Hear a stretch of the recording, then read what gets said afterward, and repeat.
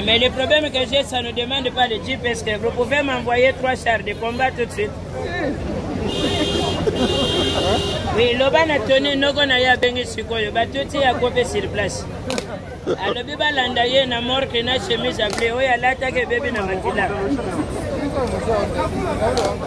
Ngana boya bona tena do tambola na makola roger, yange décharger na teke na charge.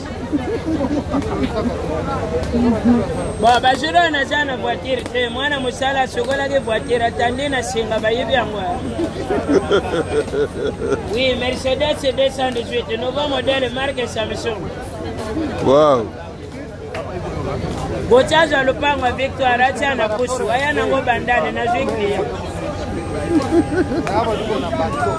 Alors na yoge mongongo tabule ipasena ipardo. Oui, bonsoir Chiro. Ya excusez pour le dérangement, na lingena tona kestera zawana. Na pongo lovi abenginga lobi bakangi madilu. Qu'est-ce qui se passe? Bongo décision Pepe Kalezani. Famille écoutana. On a remarqué que quand on s'ouende à Zalagabino, vous aurez pas de problème. Nini? Bazore foulé mon pote, je dis.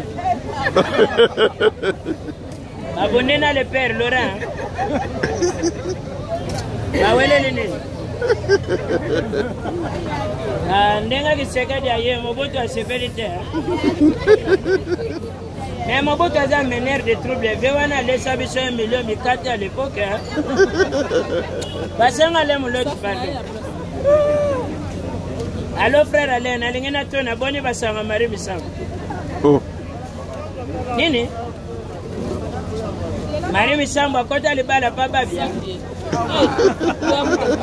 Et attaque va sauver ça va grand prêtre de Franco Badi de Yongo Basala ni mission vocal moko. Ça va pas bien ba rebelle dans le monde entier.